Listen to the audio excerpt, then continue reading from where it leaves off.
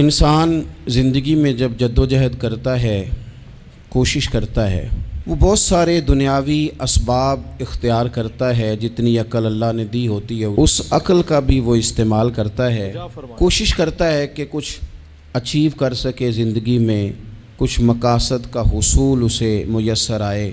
عزیز بھائیوں، ایک بات اپنے ذہن میں اچھی طرح بٹھا لیں اور لکھ لیں کہ زندگی میں جو کسی بندے کو کامیابی حاصل ہوتی ہے وہ رب تعالیٰ کی مدد سے حاصل ہوتی ہے۔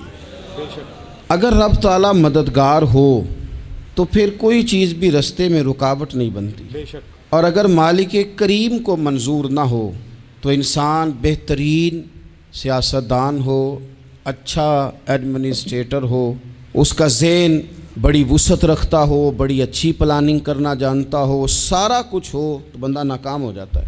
مسلمانوں کو جتنی کامیابیاں ملیں ان کا پس منظر صرف اتنا تھا کہ اللہ تبارک و تعالیٰ نے اپنے بندوں کی مدد فرمائی، اور اب تعالیٰ نے قرآن مجید میں اس حقیقت کا بیان کیا، فرمایا بل اللہ مولاکم، فرمایا بلکہ اللہ تمہارا مولا ہے، وَهُوَ خَيْرُ النَّاصِرِينَ، اور وہ بہترین مددگار ہے۔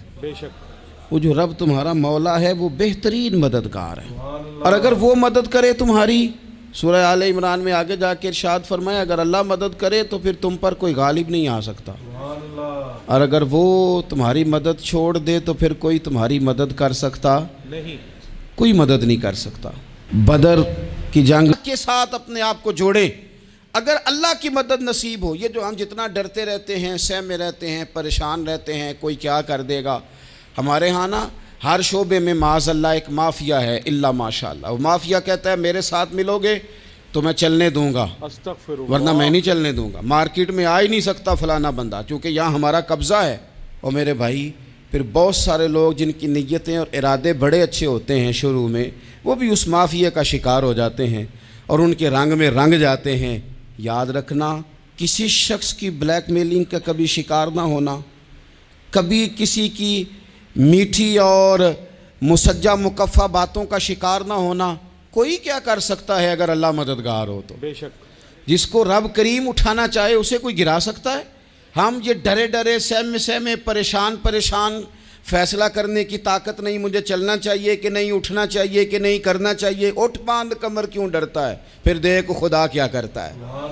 حضرت عبداللہ ابن عباس فرماتے ہیں میرے نبی پاک علیہ السلام نے میری تربیت فرمائی، حضور نے میری تربیت فرمائی، اور محبوب پاک علیہ السلام نے فرمایا عبداللہ یاد رکھنا، یہ نوجوان دوست میری بات لکھ لیں، پریشان لوگ میری بات لکھ لیں، جن کے پاس قوت فیصلہ نہیں وہ اس بات کو لکھ لیں۔ حضرت عبداللہ ابن عباس فرماتے ہیں میرے نبی پاک علیہ السلام نے مجھ سے فرمایا تھا عبداللہ سن، اگر ساری دنیا مل کے تیرا کوئی نفع کرنا چاہے کر نہیں سکتی جب تک میرے رب کی رضا نہ ہو۔ بے شک اور فرمایا ساری دنیا مل کے تیرا کچھ بگاڑنا چاہے تو عبداللہ بگاڑ نہیں سکتی جب تک رب کریم کی حکمت کا تقاضا نہ ہو۔ بے شک لوگوں سے ڈرنا، لوگوں کی طرف دیکھنا، ماحول دیکھ کے اپنے راہ کا تعین کرنا، ہر بندے کے خیالات کے مطابق ڈھلنے کی کوشش کرنا، فلانا نہ ناراض ہو جائے، فلانا نہ ناراض ہو جائے، وہ جس نے ہونا ہو جائے، بس رب رسول ناراض نہ ہو۔ بے شک اپنی زندگی میں اپنے مالک کو مولا جان کے، بل اللہ مولاکم، اللہ تمہارا مولا ہے، وَهُوَ خَيْرُ النَّاصِرِينَ، وہ بہترین مددگار ہے۔ بے شک توجہ جب بھی کریں رب کی جانب کریں، اپنے دل کا قبلہ درست رکھیں، سوچوں کے زاویے سیدھے رکھیں۔ میرے بھائی مالک جب بندوبست کر دے نا، اللہ اکبر، جب مالک بندوبست کر دے پھر ایسا بندوبست کرتا ہے کہ لوگوں کے پاس نا چارہ نہیں رہتا۔ بجا فرمایا حضرت مریم رضی اللہ تعالی عنہا پاک باز تھیں، مسجد میں رہی تھیں، پر مالک کی حکمت کے تقاضے بڑے عجیب ہیں نا۔ پھر جناب مریم کو اللہ تعالیٰ نے بغیر شوہر کے اولاد عطا کر دی۔ یہ بات ہی ایسی تھی، وہ کسی نے کہا تھا کہ مخلوق تو فنکار ہے اس درجہ کے پل بھر میں سنگے در کعبہ سے بھی اصنام تراشے، تم کون ہو کیا چیز ہے داغ کبابی، لوگوں نے تو مریم پہ بھی الزام تراشے۔ استغفر اللہ۔ تو لوگوں نے کہا کدھر سے لے آئی بچہ، تیرا باپ تو ایسا نہیں تھا۔ استغفر اللہ۔ کہاں سے لے آئی؟ اللہ کرے میں آپ کو سمجھا سکوں، ذرا اپنے آپ کو وہاں کھڑا کریں کہ ایک پاک باز عورت، پاک باپ کی بیٹی، طیب ماں کی بیٹی اور اللہ کے گھر میں پرورش پانے والی خاتون، ایک وہ وقت اور ایک یہ وقت کہ اس عورت کو کٹہرے میں کھڑا کر کے پوچھا جا رہا ہے کہ معاذ اللہ تیری گود میں بچہ جائز نہیں ہے، کہاں سے لائی ہے؟ معاذ اللہ۔ اب خود سے صفائیاں بندہ کتنی کو دے، کتنی کو وضاحتیں کرے۔ اور میں نے تو اپنی زندگی میں دیکھا ہے زیادہ وضاحت دینے والے کو بھی لوگ جھوٹا سمجھنے لگ جاتے ہیں، بجا فرمائیں۔ زیادہ وضاحت دینے پر بھی لوگ کمزوری کا اظہار سمجھتے ہیں کہ کمزور پڑ گیا۔ آپ صلح کی کوشش کرتے ہیں، سامنے والا بزدل سمجھ لیتا ہے، زیادہ وضاحتیں بھی کمزور کر دیتی ہیں۔ اب حضرت مریم کو کٹہرے میں کھڑا کر کے کہا بچہ کس کا ہے؟ استغفر اللہ۔ تو پھر خدا بندوبست جب کرے، اللہ جب مددگار ہو، تو پھر حضرت مریم کی گواہی درختوں سے نہیں دلوائی، اس نے پتوں سے نہیں دلوائی، پھر فرشتے نہیں بھیجے۔ حضرت مریم کہنے لگی مجھ سے نہ پوچھو، وہ جو پنگوڑے میں ہے اسی سے پوچھ لو، ان سے پوچھو نا، وہ کون ہے پوچھ لو، ان سے کر لو سوال۔ انہوں نے کہا پنگوڑے میں چند دنوں کا بچہ یہ جواب دے گا؟ مددگار تھا رب، ان کی برات کا اعلان کرنا تھا مالک نے، اور جب مالک اعلان کر دے، جب مالک تیری صفائی دینا چاہے، جب مالک تجھے دنیا کے سامنے نکھارنا چاہے، تو پنگوڑے میں لیٹے حضرت عیسیٰ بول کے کہنے لگے انی عبداللہ آتانی الکتاب، فرمایا میں اللہ کا بندہ ہوں، رب نے مجھے کتاب عطا کر کے نبی بنا کے دنیا میں بھیجا ہے، میں اللہ کا بندہ ہوں، کتاب لے کے آیا ہوں، نبی بن کے آیا ہوں۔ پھر پنگوڑے سے اعلان ہو گیا، پھر بچہ بول پڑا۔ اور یہ ایک دفعہ نہیں بات ہوئی، یہ بنی اسرائیل میں ایک جریج نام کے شخص بھی تھے جو نماز پڑھ رہے تھے، بعض نے لکھا ہے نفل نماز تھی، اماں نے پکارا تو آئے نہیں، تو ماں کے منہ سے نکل گیا تو اتنی دیر تک مرے گا نہیں جب تک کسی بے حیا عورت کا منہ نہ دیکھ لے۔ استغفر اللہ۔ تو وہ عبادت گزار تھے، لیکن لوگوں نے ان کی عبادت، ریاضت، پرہیزگاری کو نہیں دیکھا، بس ایک عورت کو بھیج کے الزام لگوا دیا۔ وہ عورت آیا جایا کرتی تھی، اب آ جاتی ہیں عورتیں، مسئلہ پوچھنے کی نیت سے بھی آ جاتی ہیں۔ ماحول میں کچھ جگہ ایسی بھی ہیں جہاں عورتیں دم کرانے کے بہانے آ جاتی ہیں۔ بجا فرمائیں۔ وہ خاتون آتی جاتی تھی اس خانقاہ پہ، آستانے پہ، یہ بخاری میں موجود ہے، پھر اس نے کہا میری گود میں جو بچہ ہے یہ انہی کا ہے۔ استغفر مجھے اللہ۔ بتائیں کیسے بندہ وضاحت دے؟ حالات خراب ہو گئے، لوگ کٹیا جلانے لگے، ماحول اور طرح کا بن گیا۔ میرے نبی پاک علیہ السلام فرماتے ہیں پھر اس رب کے بندے نے کہا مالک تو کریم ہے، بے شک تیری مشیت کا تقاضا آیا جو میری ماں نے جملے بولے تھے، پر اب میں وضاحت دینے کے قابل نہیں رہا، اب تو ہی کرم کرے گا تو دروازہ کھلے گا۔ تو وہ چند دنوں کا بچہ پنگوڑے میں بول کے کہنے لگا میں اس درویش کا نہیں، میں تو فلانے چرواہے کا بچہ ہوں، وہ جو بکریاں چراتا ہے۔ رب کی مدد کو پکاریں، اپنے ساتھ اپنے مالک کی مدد کو شامل کریں، تھوڑے رزق پر بھی گزارا اچھا ہونے لگ جائے گا۔ بے شک سارے لوگ آپ کو گرانے کی تدبیریں کر رہے ہوں گے اور مالک آپ کو عزتیں عطا فرما دے گا، اس کی بارگاہ سے حکمت کا تقاضا اور ہو جائے گا۔ ہم نے ساری زندگی لوگوں کو راضی کرنے میں گزار دی، ساری زندگی بڑھاپا آ گیا بچوں کو پالتے، اور بچوں نے آخری عمر میں کہہ دیا ابا اگر کوئی ڈھب کا کام کر لیتے تو آج ہمارے دن بھی پھر نہ جاتے۔ استغفر اللہ۔ ساری زندگی گزار دی بہن بھائیوں کو راضی کرنے میں، ساری زندگی گزار دی ذمہ داریاں اٹھانے میں، ان کو 99 دفعہ دیا، ایک دفعہ نہیں دیا تو انہوں نے کہہ دیا تو نے تو کبھی دیا ہی نہیں، توبہ استغفر تو تھا ہی نہیں۔ ساری زندگی محلے داروں، علاقے والوں کو راضی کرنے میں گزار دی۔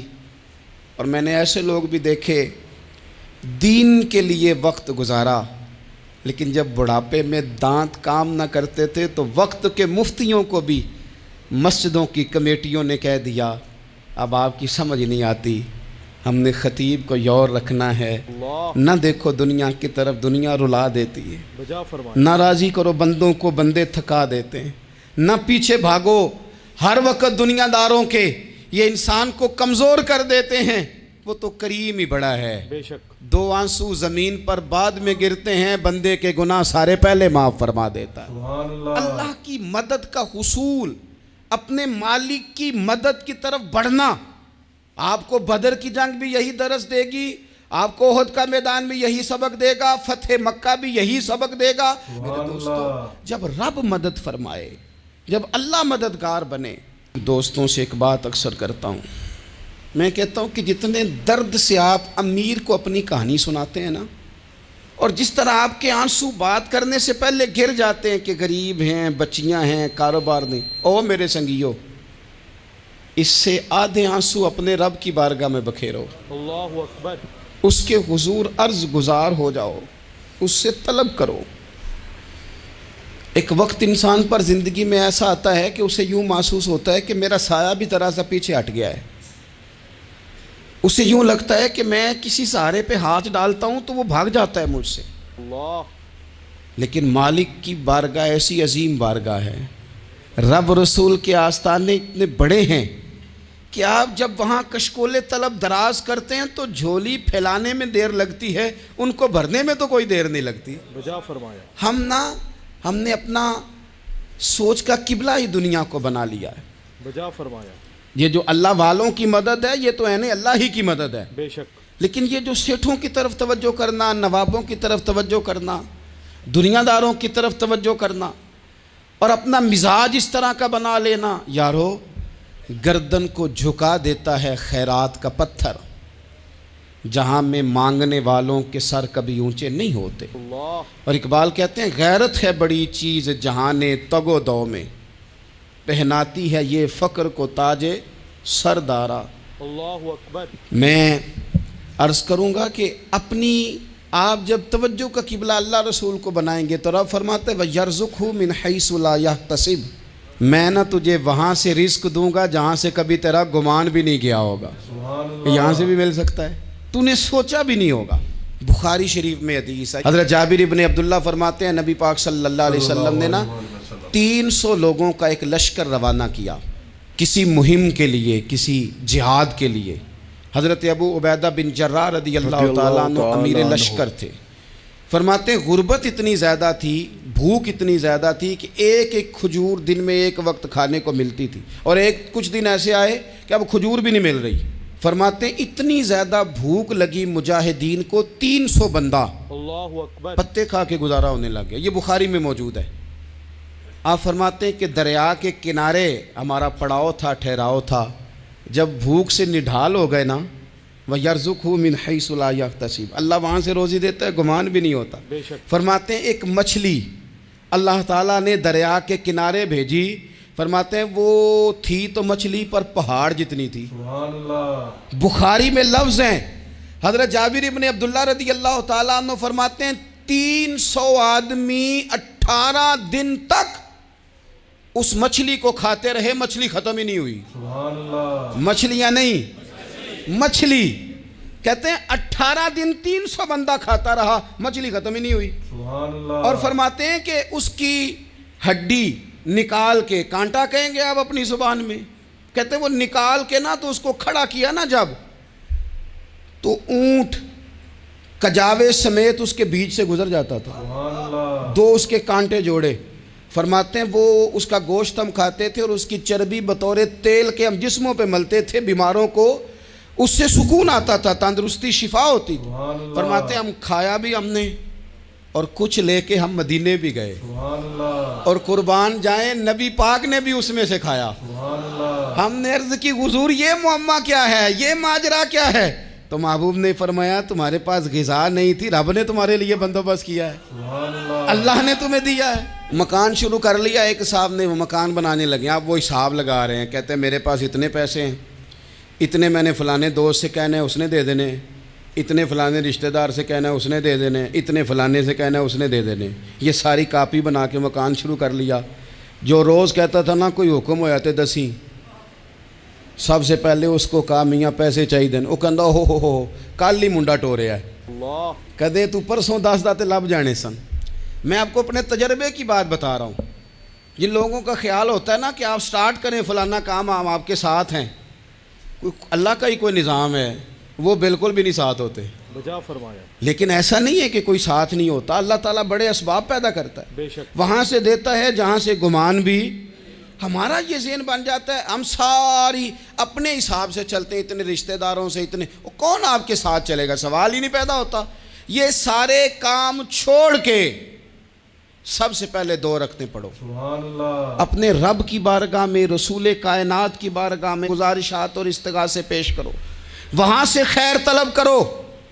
دنیا دار کیا دیں گے؟ کیا دے سکتے ہیں؟ کیا حیثیت ہوتی ہے کسی؟ بجا فرمایا، اللہ کہتا ہے وہاں سے دوں گا۔ تو جو اللہ مال دے وہ لینا چاہیے کہ رشتہ داروں کا مال دیکھنا چاہیے؟ اللہ جو اکبر، اللہ دے وہ لینا چاہیے کہ سیٹھوں نوابوں کی جیبیں دیکھنی چاہیے؟ جو اللہ دے وہ قبول کرنا چاہیے یا دیکھنا چاہیے کون سا آدمی کہاں پہنچ گیا؟ چھوڑو، اپنی مٹی پہ چلنے کا سلیقہ سیکھو۔ کسی کے سنگ مرمر پہ چلو گے تو پھسل جاؤ گے، بجا فرمایا، پھسل جا۔ اس پر ایک اور بات عرض کر دوں، صحیح بخاری سے، مسلم سے ایک اور بات۔ کچھ چیزیں ایسی ہیں جن سے اللہ کی مدد آتی ہے، مدد ملتی ہے۔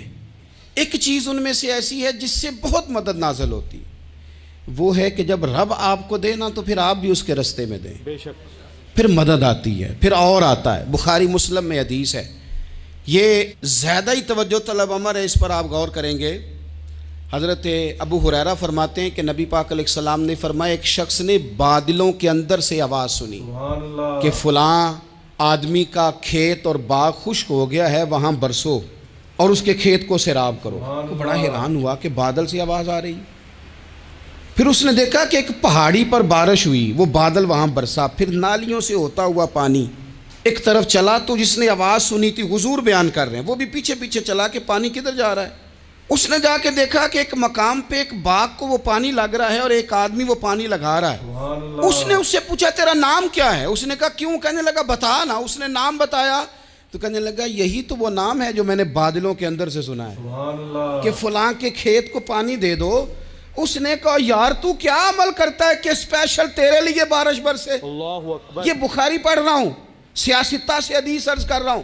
اس سے پوچھا تو کیا کام کرتا ہے کہ جناب اللہ تبارک و تعالیٰ کا حکم کرم آیا کہ خاص تیرے لیے پانی برسے اور تیرے کھیت کو سیراب کرے؟ تو اس نے کہا چھوٹا ذمہ دار ہوں، پر جب فصل اگتی ہے تو 3 حصے کرتا ہوں، ایک حصہ اپنے بال بچوں پہ، بہن بھائیوں پہ خرچ کرتا ہوں، اللہ اکبر، ایک حصہ پورا، اور ایک حصہ دوبارہ کاشتکاری پہ لگاتا ہوں، اللہ، اور تیسرا حصہ خالص میں نے مسکینوں، یتیموں اور غریبوں کے لیے رکھا ہوا ہے۔ سبحان اللہ، وہ جو تیسرا حصہ، اللہ کرے آپ سمجھیں، وہ رب کے بندوں پہ تیسرا حصہ خرچ کرتا ہے نا، تو کریم مالک نے فرمایا جہاں سے غریب کا حصہ جاتا ہے وہ کھیت خشک نہیں رہنا چاہیے، سبحان اللہ، وہ جہاں سے مسکین روٹی کھاتے ہیں وہ خشک نہ رہے، جہاں سے یتیموں کو کچھ آتا ہے کہیں اس کی فصل رہ نہ جائے۔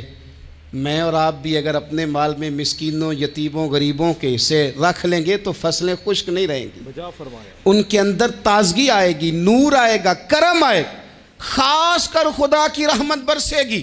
مدد اللہ سے چاہیں، اپنی توجہات کا مرکز رب رسول کی ذات کو بنائیں، بجا پھر آپ فرمایا، محسوس کریں گے کہ بڑی جلدی اللہ تعالیٰ کی مدد آنے لگی ہے۔ کبھی آپ صرف کہہ دیں نا میرا رب میرے ساتھ ہے، بے شک، اس لفظ میں اتنی طاقت ہے کہ دشمن ویسے زیر ہو جاتا سبحان ہے۔ اللہ، زندگی میں کسی سے بھی لڑائی ہو تو اچھی طرح سوچ لیں کہ اللہ اس طرف ہے یا اس طرف ہے۔ اگر آپ زیادتی پہ ہیں تو پھر رب مظلوم کی جانب ہے۔ اگر اللہ کی مدد آپ کے ساتھ ہے تو دنیا کی کوئی طاقت آپ کو گرا نہیں سکتی، بجا فرمایا، اور اگر آپ مظلوم کے مقابلے میں ظالم بن کے آپ کھڑے ہو گئے ہیں اور آپ نے رویہ وہ اختیار کیا ہے کہ جس میں مدد نہیں آئے گی، تو پھر یاد رکھ لیں کہ آپ کوئی بھی ہیں، کہاں بھی ہیں، آپ کمزور ہیں۔ بجا فرمایا، طاقتور تھے ابتدائے اسلام میں، ظاہری طاقت تھی کفار مکہ کے پاس، وہ ڈنڈوں سے مارتے تھے غریبوں کو، استغفر ان کے ہاتھوں میں ڈنڈے تھے، پر خدائی طاقت ان مظلوموں کے ساتھ تھی۔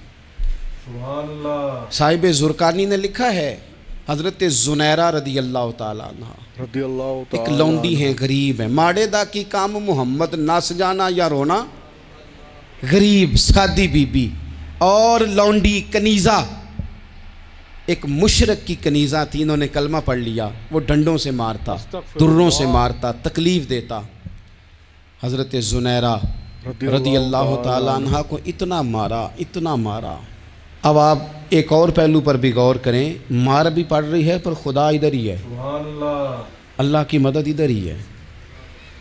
رب کہتا ہے کہ پہلے تو صبر کرنا، ان اللہ مع الصابرین، بے شک تو صبر کرے گا تو پھر رب کی معیت ملے گی، بے شک ذرا ٹھہرنا، تو تھوڑا ڈٹنا، ان الذین قالوا ربنا اللہ ثم استقاموا تتنزل علیہم الملائکہ، تو کہے اللہ میرا رب ہے، پھر تو پہلے ڈٹ، سبحان اللہ پہلے تو نے ڈٹنا ہے، ثم استقاموا، جو ڈٹ گیا، تتنزل علیہم الملائکہ، ڈٹنے والے کے لیے مدد آتی، پہلے تھوڑا ٹھہرنا پڑتا ہے، جا فرمایا پہلے تھوڑا صبر کرنا پڑتا ہے، حوصلہ کرنا پڑتا، اس کے بعد مدد آتی۔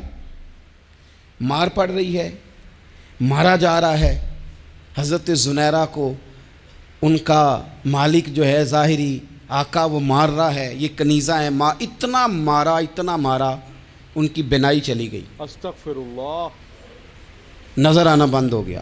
ابو جہل آیا اور کہنے لگا زنیرہ دیکھا نا ہمارے بت تیری آنکھیں لے گئے، معاذ اللہ، معاذ اللہ لات و منات ہمارے بتوں نے تجھے اندھا کر دیا۔ اللہ اب ایسا نہیں ہے کہ بی بی روتی جا رہی ہے، مایوسی معاذ اللہ، پریشانی، غریبی بڑی ہے، پوچھنے والا کوئی نہیں، یہ باتیں نہیں، کیا جملے ہیں خاتون کے، کیا لفظ ہیں۔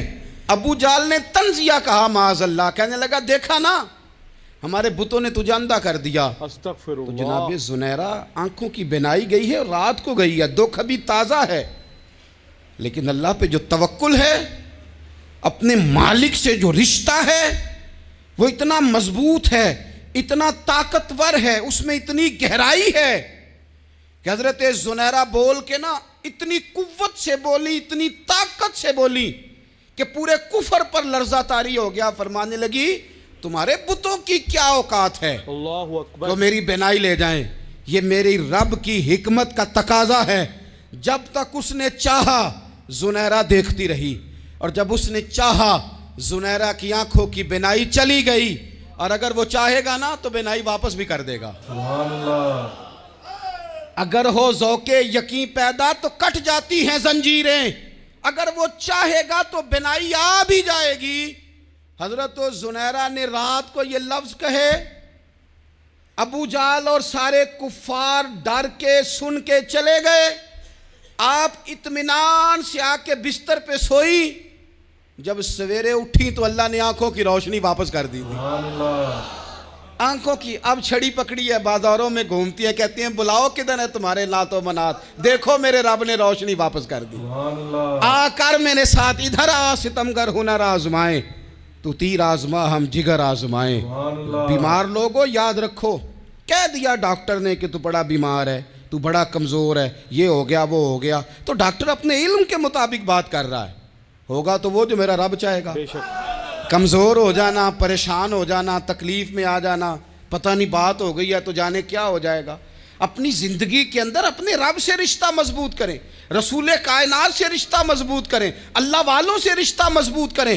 حضرت زنیرہ نے پیغام دیا کہ زندگی میں جو جینا چاہتے ہیں تو وہ رب کا نام لے کے جی سکتے ہیں، سبحان اللہ جو اپنی زندگی میں خوشیاں دیکھنا چاہتے ہیں تو رسول اللہ کے نام پر خوشیاں دیکھی جا سکتی ہیں۔ سبحان توکل اللہ کی بنیاد پر بندہ خوشیاں لے سکتا ہے، اور اگر انسان میں توکل نہیں ہے تو پھر وہ اس کالے جادو سے بھی ڈر رہا ہے، وہ نیلے سے بھی ڈر رہا ہے، وہ پیلے سے بھی ڈر رہا ہے، وہ فلانے سے بھی ڈر رہا ہے، وہ میرے خلاف فلانا رشتہ دار سازش کر رہا ہے تو ڈر رہا ہے، فلانا میرے بارے میں یہ کر رہا ہے تو ڈر رہا ہے، وہ پتہ نہیں دنیا ادھر ہو جائے گی تو کیا ہو جائے گا، استغفر اٹھ اللہ۔ باندھ کمر کیوں ڈرتا ہے۔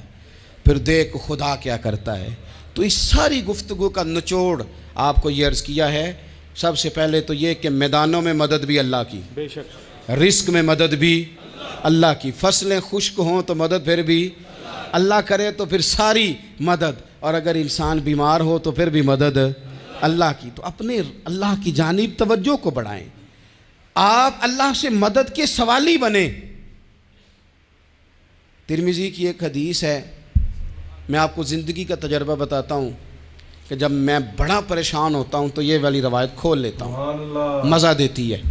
میرے نبی پاک علیہ السلام نے فرمایا، اپنے دکھ سیٹھوں نوابوں کو نہ کہنا، مالداروں کا نہ کہنا ورنہ اللہ تمہیں کبھی غنی نہیں کرے گا۔ استغفرullah۔ فرمایا اپنے دکھ اپنے رب کی بارگاہ میں عرض کرنا، جلدی کرے یا دیر سے کرے اللہ تمہیں لوگوں سے بے نیاز کر دے گا، سبحان اللہ۔ اللہ تمہیں غنی کر دے گا۔ رات کو بیٹھو نا اس کی بارگاہ میں، اسے دکھڑے سناؤ، چھوٹی چھوٹی باتیں۔ حضور نے فرمایا نمک بھی مانگو تو رب سے مانگو، سبحان اللہ۔ چھوٹی چھوٹی بات سے شروع کرو نا۔ جب بندہ شروع کرتا ہے نا چھوٹی چھوٹی چیزیں تو بڑی ساری چیزیں یہ اس طرح ہوتا ہے جیسے بندہ رب سے گفتگو کر رہا ہے، مالک بجا مجھے یہ فرمایا۔ چاہیے، مالک میں یہاں کمزور ہوں، اللہ میں یہاں پریشان ہوں۔ آپ یہ کر کے تو دیکھیں، لمبی لمبی دعائیں مانگ کے تو دیکھیں، اس کے حضور جوڑ کے تو دیکھیں، آپ دیکھیں گے راحت کتنی ہے، سکون کتنا ہے۔ بجا فرمایا۔